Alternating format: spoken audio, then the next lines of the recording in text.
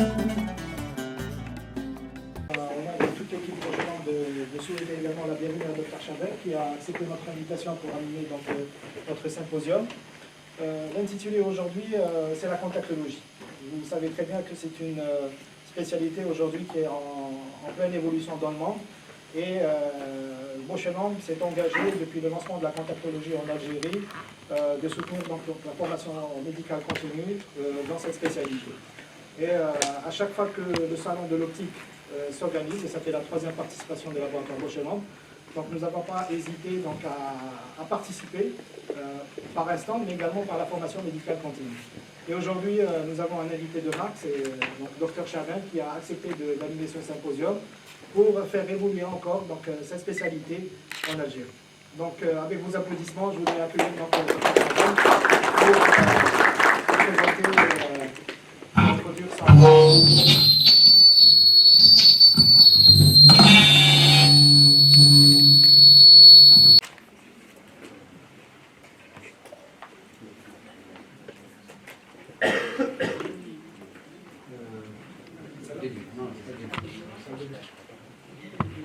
Alors, tout d'abord, je vous remercie d'être venu assister à cette présentation. Je remercie le laboratoire Boscheland de m'avoir honoré et de m'avoir permis un petit peu de faire un effort pour pouvoir un petit peu préparer cette présentation. Depuis assez longtemps, donc je n'ai pas fait cet effort intellectuel.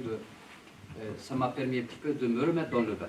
Alors, il est évident que aujourd'hui, la contactologie en Algérie est en train de vivre probablement une phase assez intéressante, mais en même temps assez problématique.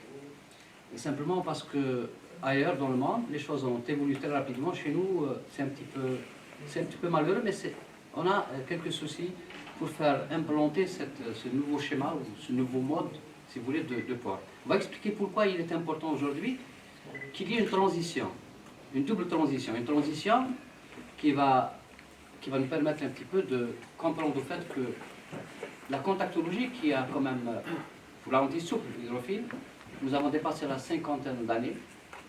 Et cette 50aine d'années nous a permis à tout le monde, a permis aux chimistes qui font des polymères, a permis aux gens qui sont dans le clinique, a permis aux gens qui sont dans les machines pour fabriquer, a permis aux gens qui sont aussi porteurs de faire un certain nombre de mutations. On va expliquer tout à l'heure comment les mutations se font.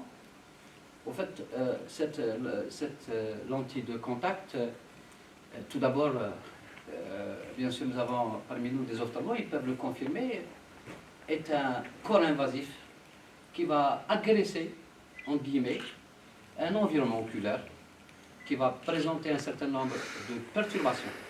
Or, on sait que la biocompatibilité des matériaux, et les matériaux ont évolué énormément.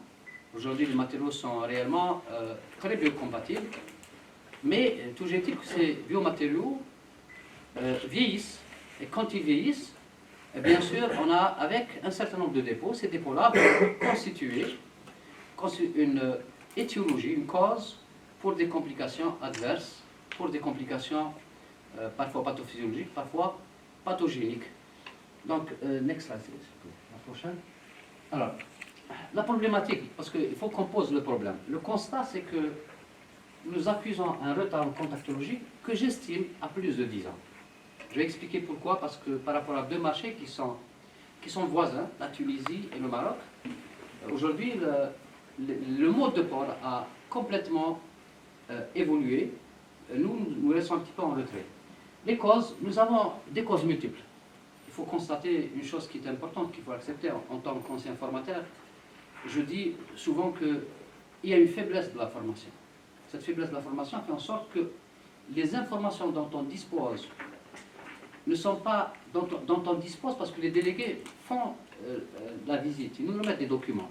Mais en fait, est-ce que nous avons la curiosité de creuser la chose pour pouvoir un petit peu appréhender cette question fondamentale? Bien sûr, la formation, mis à part quelques laboratoires, notamment le laboratoire d'aujourd'hui Boscheland, il y a peu d'animation dans le sens formation, information sur dans les magasins et dans les cabines. Faiblesse, bien sûr, de la présence des opérateurs internationaux majeurs. Quand majeur, pour moi, c'est 3 qui se démarquent complètement, qui, par le biais d'un certain nombre d'institutions, telles que par exemple l'IACRE, font en sorte de ramener un plus dans la formation des adaptateurs, dans la formation des professionnels. Donc, ce qui fait que nous avons aussi une irrégularité, pour le dire, irrégularité, mais qui s'explique par le fait que nous sommes dans un pays qui est un petit peu particulier. La disponibilité reste sujette à un certain nombre de paramètres, parfois qui échappent même au laboratoire qui veut que ce soit régulier. Ensuite, le résultat dans tout cela, c'est que nous avons raté la double transition, qui est celle de passer de l'hydrogène, de l'EMAC, comme on dit, vers le silico-hydrogène. En fait, la silico-hydrogène, qui est née en 1999, aujourd'hui, elle est à la 3e, 4e génération. Ensuite, les modalités de port n'ont pas tellement évolué. La faute à qui les modalités de port n'ont pas tellement évolué. On va être très clair là-dessus dans les diapos suivantes. La suivante, s'il vous plaît. Alors, pourquoi cette présentation, en fait? Cette présentation, je voudrais marquer là l'intérêt pour tout le monde, l'intérêt même financier pour l'opticien, l'intérêt d'avoir un segment de contactologie à l'intérieur du magasin, de l'officine, qui va ramener un plus à l'opticien. Et c'est évident qu'il faut qu'on aille vers cette transition. On sait qu'au fait que quand vous allez acheter un soulier, et si le soulier est inconfortable, qu'est-ce que vous allez faire? Vous allez jeter le soulier. Vous allez abandonner le port de ce soulier. Je fais une analogie avec le soulier parce qu'à chaque fois qu'il y a un malade qui me pose la question, un patient, il me dit, est-ce que je peux dormir avec la lentille? Je lui dis, est-ce que vous dormez avec vos souliers? En fait, personne ne dort avec ses souliers. Donc, là aussi, il faut qu'on soit assez bien concentré pour dire en fait que la plupart des complications sont liées parfois à notre attitude, à notre comportement au niveau de nos officines où on ne va pas, on n'explique pas assez, on n'est pas assez pédagogue pour expliquer à ce patient qui arrive. Parfois même on arrive à dire des débilités, on lui dit vous pouvez passer avec la nuit, autant de nuit que vous voulez, au fait cette lentille va durer 3 ans. Et pas par malhonnêteté, je vais le dire, hein, parce que honnêtement, ça c'est une débilité. Mais au fait, on veut capter cette vente. À partir de là, on a cette attitude. Au fait, je vais montrer des chiffres qui sont assez intéressants et qui vont nous édifier parce qu'ils vont nous ramener un plus pédagogique pour que nos attitudes au niveau de nos officines changent. Au fait, si vous faites varier, si vous adoptez cette transition, vous allez connaître une croissance et une sédentarité des porteurs. On va parler des abandons, parce qu'il y a beaucoup d'abandons.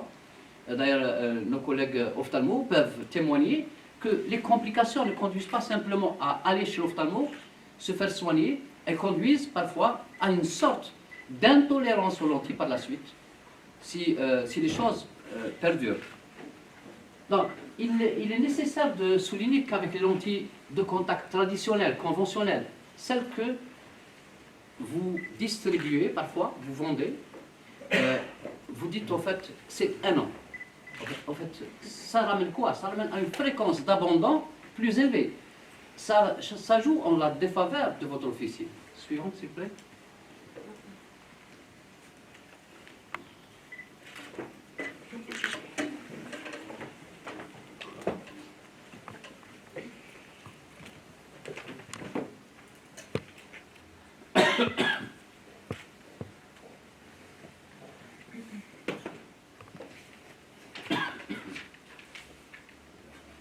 Alors, on va faire un bref historique. Ce monsieur qui est là sur la photo, c'est Otto Richter. C'est un professeur. En fait, c'est un professeur en chimie, un polymère. C'est un Tchèque. C'est lui qui a créé, si vous voulez, le gel hydrophile souple qui continue à être distribué, qui continue à être, donc, à être à la base de la conception des lentilles. Là, nous avons 53 dépôts d'un brevet sur un gel hydrophile, 54 sélection du copolymère EMA, 61 mise au point du premier appareil qui va fabriquer l'EMA, 64 les premières conférence présentant les lentilles gel tact en Europe occidentale. Ensuite, il y a Bochelambe qui carrément va s'entendre avec ce monsieur pour prendre et pour fabriquer les premières lentilles qui vont être distribuées dans les années 60. Alors, le concept de changement planifié ou fréquent des lentilles souples a vu le jour en 1985, suite à un constat que, au fait, cette lentille qui avait pour but de ramener un confort visuel aux patients, ramenait aussi un certain nombre de complications. Les gens ont analysé la situation et puis ils ont tiré une conclusion, c'est qu'au fait, il va falloir revoir. Et là, je reviens sur ce qu'avait affirmé l'inventeur, questionné sur que faire quand les lentilles se souillent. Wichtel a été catégorique. Jetez-les, throw them, à jeter dans la poubelle. Donc, c'est lui qui a créé ce gel. Donc, il avait... Et puis, un événement phare, c'est une révolution en 1999, c'est la création, c'est l'invention du silico-hydrogel. Un silico-hydrogel, c'est simplement un terme qui désigne une lentille qui, à la base, il y a deux matériaux qui vont, on va marier ces deux matériaux. L'un, chacun d'eux va ramener quelque chose. Le silicone va ramener la perméabilité à l'oxygène et l'hydrogène va capter les lentilles pour qu'elles restent mouillées. Suivant, s'il vous plaît. Alors, on va faire le point ensemble. Suivante. 2018 signifie, pour chacun de nous, dans nos attitudes, dans nos magasins, dans nos officines, dans nos cabinets, signifie quelque chose.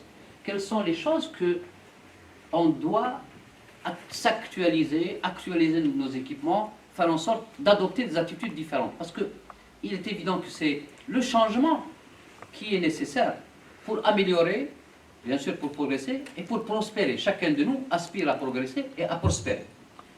2018 signifie quoi pour l'optique ophtalmique? Chacun de nous doit se poser la question. J'ai ouvert, ça fait 30 ans. Est-ce que j'ai changé? Est-ce que j'ai fait ma mue? Est-ce que j'ai fait une révolution depuis quelques années? Sinon, est-ce que je suis toujours dans cette routine, dans ces attitudes, dans ces matériaux, dans ces produits? Suivant, s'il vous plaît. Alors, la question que je vous pose, est-ce que vous continuez à utiliser la poste pour envoyer votre courrier? Qui continue à utiliser la poste et pas l'email? Tout le monde a adopté l'email. Continuez-vous à chercher une cabine téléphonique ou un taxiphone pour faire un appel? Continuez-vous à utiliser des tasses et des verres en matière minérale dans les cafés publics?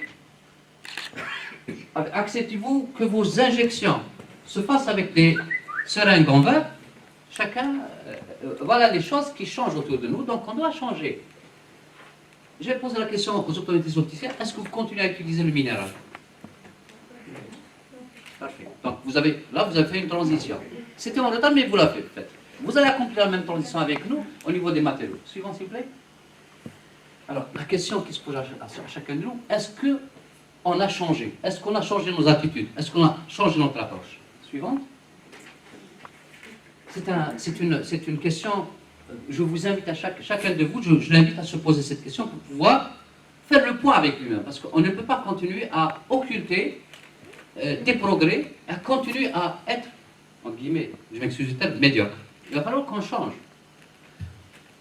Qui dans la salle fournit ou vend à des clients des lentilles de contact et ou des solutions? Levez la main. Je connais. D'accord? Parfait, très bien. Question suivante. Qui dans la salle ne fournit que des lentilles conventionnelles ou traditionnelles? Honnêtement. Qui ne fait pas les produits qui sont dans les blisters, qui sont dans les packs de 6? Tout le monde le fait, c'est bien. Parfait. La suivante, s'il vous plaît. Qui dans la salle fournit à des clients aussi des lentilles de contact à changement fréquent? Levez la main. Ce qu'ils font, je sais que vous le faites depuis longtemps. Il y a très peu de gens. Est-ce qu'il y a d'autres qui... Parfait, M. Bourrad. Alors, la suivante, s'il vous plaît. Qui dans la salle fait de l'adaptation de lentilles de contact? Très bien. Quelques-uns. Je vais expliquer ce que c'est qu'adaptation. La suivante, s'il vous plaît. D'abord, adaptation pour moi demande à ce que je m'adapte. Je m'adapte à quoi? Je m'adapte à une méthodologie, je m'adapte à de nouveaux produits. C'est pour moi ça l'adaptation. En fait, ce n'est pas juste comment insérer une lentille, comment voir la mobilité de cette lentille, c'est beaucoup plus comment je dois m'adapter aux nouveaux produits qui sont des produits premium qui sont distribués ça et là. Suivant, s'il vous plaît. Non, on se pose dès la question, vous vous rappelez? Non. En fait, il faut s'identifier, sinon si on s'identifie, on ne pourra pas déterminer qu'est-ce qu'on souhaite. Suivant, s'il vous plaît. Alors, est-ce qu'on est des professionnels de santé visuelle ou est-ce qu'on est des vendeurs de produits d'optique? Question de fond. Si on est des professionnels de santé visuelle, on devrait avoir d'autres attitudes. On devrait penser à la santé du porteur. C'est l'essentiel. On devrait travailler avec des produits avec une marge de sécurité qui soit réellement... on doit être soucieux de la santé de l'individu. Un vendeur de produits ne s'intéresse qu'à la marge, qu'au bénéfice immédiat. Je vais expliquer pourquoi. Parce que ce n'est pas évident. Ces attitudes jouent en défaveur de votre chiffre d'affaires, de votre poche. Suivante, s'il vous plaît. Sur le plan international, on en est où? Parce que, écoutez, la normalité, elle est ailleurs. Hein. Notre attitude, elle est anormale, nos comportements sont anormaux. On regarde qu'est-ce qui se passe aux États-Unis, par exemple. Hein. On regarde sur le marché mondial, croissance 5% du marché des lentilles au niveau mondial. Est-ce que vous avez la même croissance au niveau de votre magasin? Est-ce que vous avez fait votre point? Est-ce que vous avez fait cette croissance? Est-ce que vous avez des gens qui n'ont pas abandonné durant un certain moment, si vous voulez, n'ont pas abandonné le port de la lentille de contact? Marché consistant avec une croissance annuelle depuis 8 ans de 4 à 5%. La seule régression, la seule récession, ça a été dans les subprimes, la fameuse crise. Alors, la transition en cours vers le silico-hydrogène et les lentilles jetables et l'augmentation de la demande dans les marchés émergents contribuent à cette croissance. Dans le monde, hein. Je parle dans le monde, je ne parle pas de notre pays. Hein. Suivante. Alors, d'abord, ça c'est une publication qui est apparue dans le Contact Lens Spectrum, mois de janvier. Elle faisait le point sur la prescription en 2017. 89% des primo-porteurs et 87% de rééquipement en lentilles souples. Les silico-hydrogènes représentent les 2/3 des lentilles prescrites. 90% en Bulgarie, 18% à Taïwan, 41% au minimum pour les autres pays. Est-ce qu'au niveau de votre officine, le silico-hydrogène représente cette part? Est-ce que vous avez fait vos comptes? Est-ce que vous avez un logiciel qui va vous permettre de voir où est-ce que vous en êtes? Les sphériques dominent avec 52%, 26% en torique.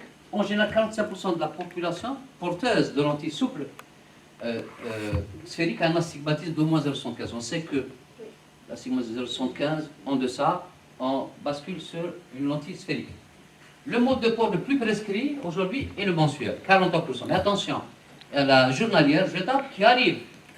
On va voir un graphique tout à l'heure, 37% des journalières jetables. Le mode de port étendu ou prolongé affiche 13% de lentilles de contact sous litrophiles prescrites.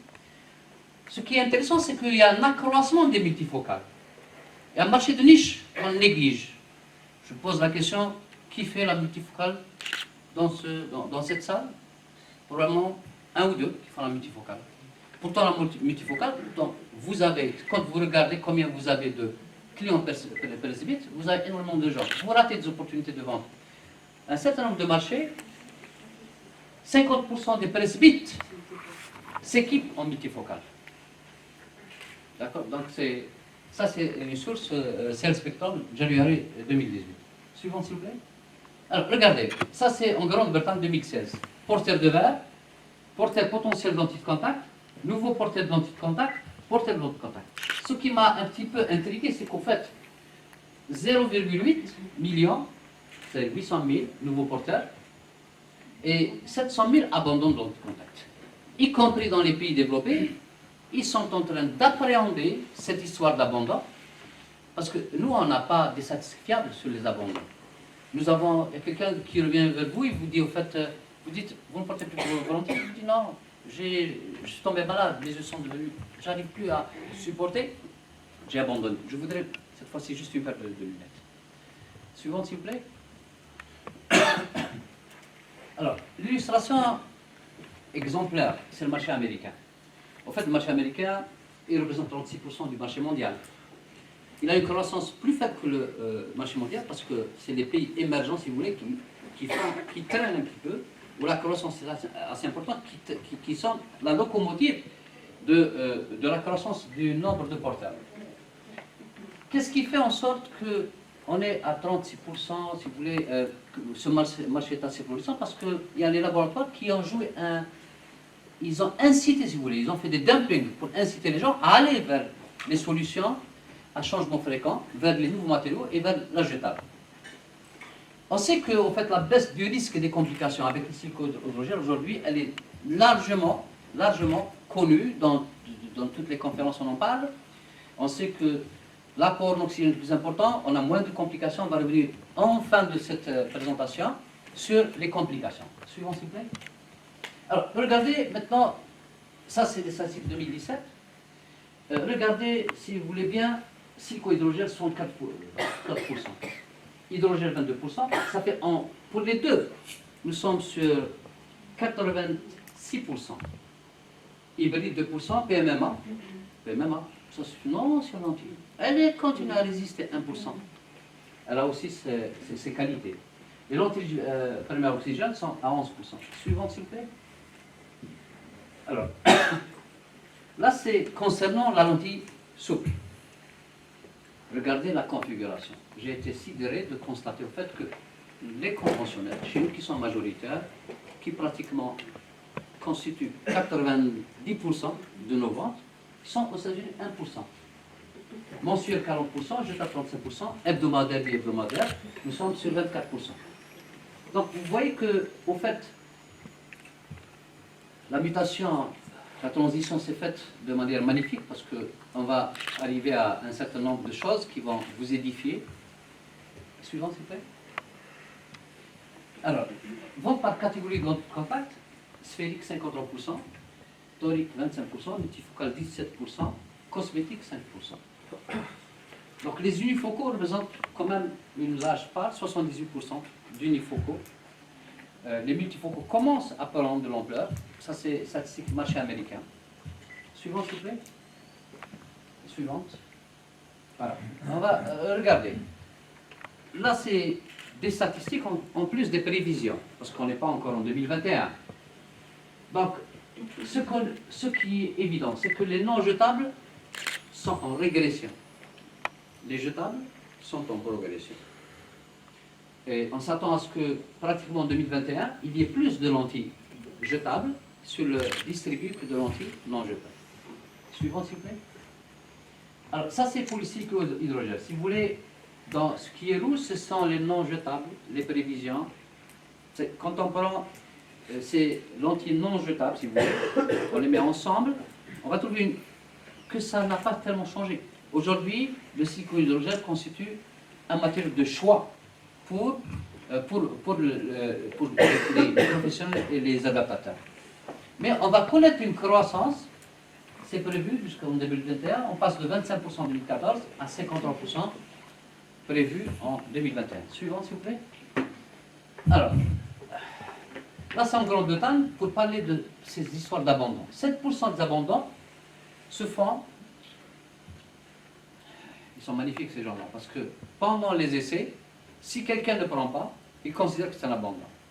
Chez nous, on termine la consultation, il s'en va, on ne sait pas même pas où est-ce qu'il va aller. Donc, 7% après les adaptations, 12% abandonnent après 2 mois de port, 17% après 6 mois de port et 26% au bout d'1 an de port. Suivant, s'il vous plaît. Donc, le facteur qui est important, ça c'est une étude de Suley, 2017, qui est apparue dans le journal Contact Lens and Anterior Segment de la BCLA, de la British Contact Lens Association, dans laquelle on a vu les primo-porteurs et on a essayé de les suivre pour voir le taux d'abandon. Le taux de non-abandon, les gens qui continuent à porter, au bout d'1 an, était de 74%, sphérique 78%, torique 73%, multifocal 57%. Sur les 27% des abandons, 47% durant les premiers 60 jours. Manipulation, les raisons, 15%, inconfort 14%, mauvaise VL 25%, dont 37% de torique et 51% de multifocal. Mauvaise VP 16% et raison inconnue 30%. Sur 388 patients qui ont continué à porter 74%, ça représente un petit 14%, dont 79% sphérique, 73% torique et 57% multifocal. Suivante, s'il vous plaît. Alors, on va faire un effort. On va faire une estimation qualitative, si vous voulez, de notre marché. Suivante. Alors, 40 millions d'habitants en 2017, à peu près. Un IDH, un indice de développement humain assez intéressant, 0,67. Dépenses de santé par habitant assez consistant. Taux global d'alphabétisation 76%, supérieur à 76%. Taux global d'alphabétisation chez les jeunes supérieur à 94%. Nombre global d'amétropes extrapolé. On ne les a pas comptés, hein. C'est par rapport à des statistiques qu'on donne là, les normes. 16 millions, c'est estimé à 16 millions et plus de 7,5 millions de périsphéries. Wow, beaucoup d'argent. Il faut réagir. Sinon, il y a quelqu'un d'autre qui va les prendre. Là. Nombre d'amétropes corrigées estimé à 6,5 millions, à peu près 5 millions pour un hypermétrope. Suivant, s'il vous plaît.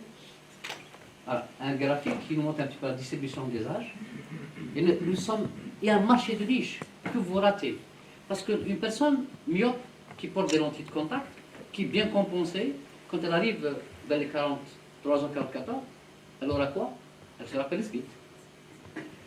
Qu'est-ce qu'elle va faire? Pas de choix. Elle ne voudrait pas porter les lunettes de mamie, hein, les demi-lunes. Qu'est-ce qu'elle va faire? Elle va réellement abandonner la lentille. Et c'est une des raisons.